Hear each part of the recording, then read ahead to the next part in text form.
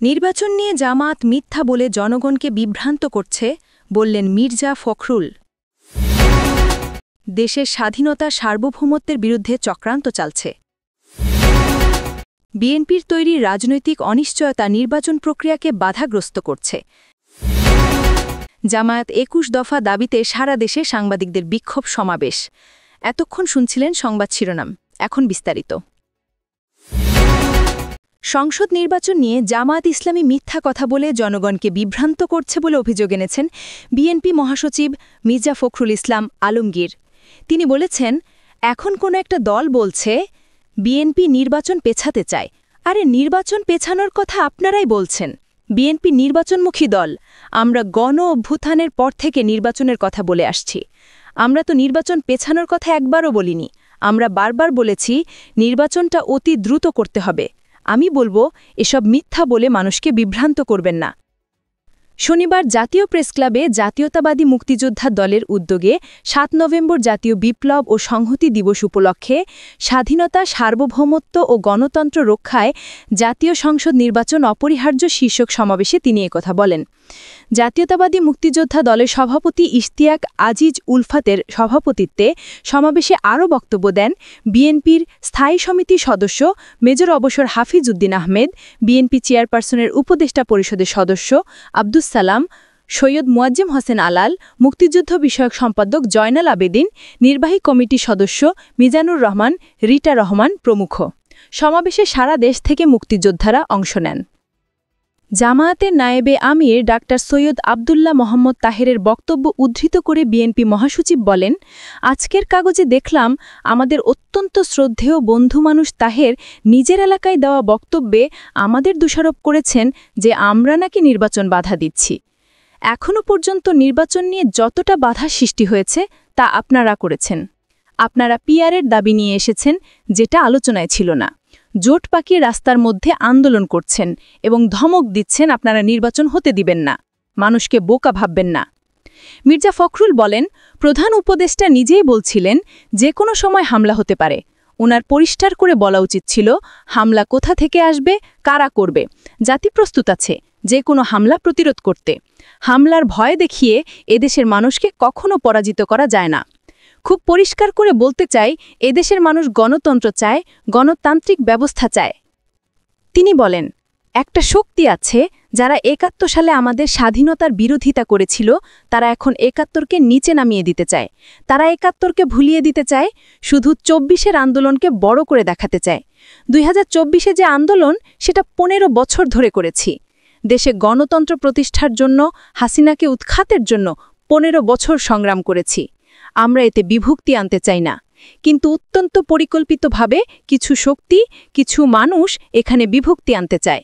মির্জা ফখরুল বলেন, জুলাই সনদে আমরা যে অংশে সই করেছি তার দায়-দায়িত্ব আমরা নেব, কিন্তু যেটাই সই করিনি সেটার দায়-দায়িত্ব আমরা নেব না। সনদের সইয়ের আগে বলেছিলাম যেসব বিষয়ে রাজনৈতিক দলগুলো একমত হবে সেগুলো সই হবে, যেসব বিষয়ে একমত হবে না সেগুলো নোট অফ ডিসেন্ট হিসাবে লিপিবদ্ধ থাকবে। এখন দেখা যাচ্ছে সেই নোট অফ ডিসেন্টের কোনো উল্লেখই নেই। আমাদের বক্তব্যগুলো বেমালুম বাদ দেওয়া হয়েছে, বরং নতুন কিছু বিষয় যোগ করা হয়েছে। এটা জনগণের সঙ্গে নিঃসন্দেহে প্রতারণামূলক কাজ। বিএনপির মহাসচিব বলেন, ভারতে বসে শেখ হাসিনা বিভিন্ন গণমাধ্যমে সাক্ষাৎকার দিচ্ছেন। একবারের জন্য তিনি তার কর্মকাণ্ডের জন্য অনুশোচনা প্রকাশ করেননি। আজ তিনি অপপ্রচার চালাচ্ছেন।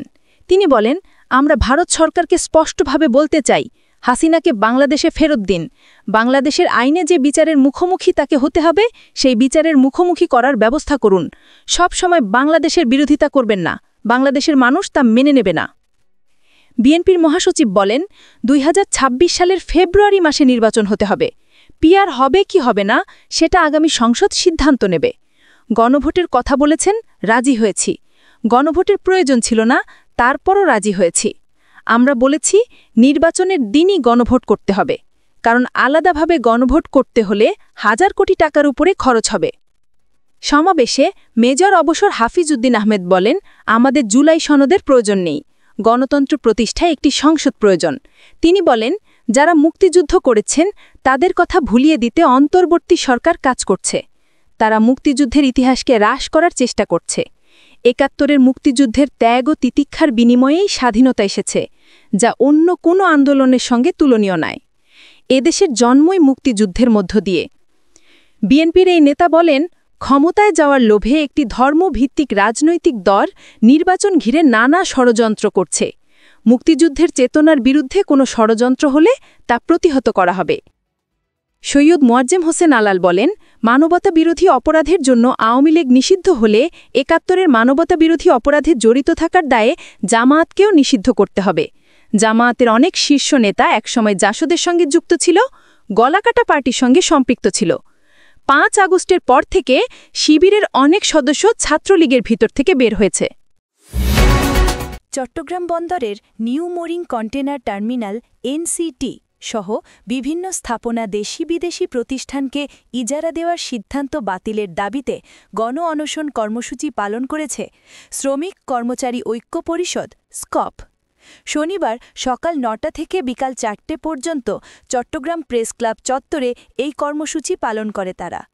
এতে সংহতি জানিয়ে বাংলাদেশের কমিউনিস্ট পার্টির সাবেক সভাপতি মোহাম্মদ শাহ আলম বলেন, দেশের স্বাধীনতা সার্বভৌমত্বের বিরুদ্ধে বড় ধরনের চক্রান্ত চলছে। এই চক্রান্ত রুখতে জনগণকে ঐক্যবদ্ধ হতে হবে। তিনি বলেন, স্টারলিংকের সঙ্গে ইতোমধ্যে চুক্তি হয়ে গেছে, তাদের দেশে নিয়ে আসা হয়েছে। এনসিটি ডিপি ওয়ার্ল্ডের কাছে দিয়ে দেওয়ার চক্রান্ত চলছে। আরাকানে করিডোর দেওয়া হচ্ছে। করিডোর দেওয়া মাত্র বিভিন্ন ধরনের সরবরাহ সামগ্রী এই বন্দর থেকে পাঠানো শুরু হবে। এটা দেশের বিরুদ্ধে গভীর ষড়যন্ত্র। দেশের বিরুদ্ধে এই ষড়যন্ত্র বন্ধ করতে অন্তর্বর্তী সরকারকে বাধ্য করতে হবে। গণ অনশন থেকে ২ দিনের কর্মসূচি ঘোষণা করা হয়। এর মধ্যে রয়েছে ৮ নভেম্বর বিকাল ৩টের লালদিঘি মাঠ থেকে পুরাতন গির্জা পর্যন্ত গণমিছিল এবং ১৫ নভেম্বর চট্টগ্রাম প্রেস ক্লাবে শ্রমিক কনভেনশন। শনিবার গণ অনশন কর্মসূচির উদ্বোধন করেন স্কপের কেন্দ্রীয় নেতা ও জাতীয়তাবাদী শ্রমিক দল সভাপতি আনোয়ার হোসেন।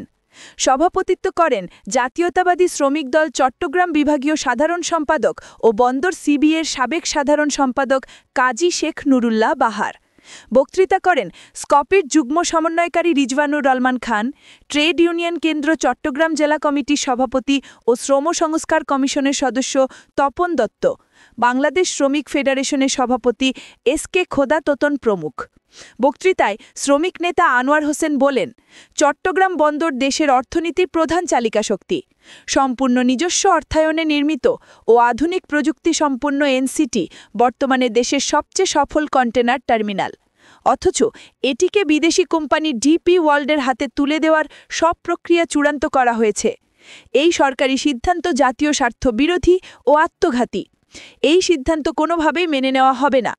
তপন দত্ত বলেন, বিগত সরকারের সময়ে নেওয়া এই একতরফা সিদ্ধান্ত বর্তমান অন্তর্বর্তী সরকার বহাল রেখেছে, যা অত্যন্ত দুঃখজনক। এই সিদ্ধান্ত থেকে সরকার সরে না এলে হরতাল অবরোধ সহ কঠোর কর্মসূচির মাধ্যমে চট্টগ্রাম অচল করে দেওয়া হবে। কাজী শেখ নুরুল্লাহ বাহার বলেন, রাষ্ট্রের দায়িত্ব হল জনগণের সম্পদ রক্ষা করা, বিক্রি বা ইজারা দেওয়া নয়।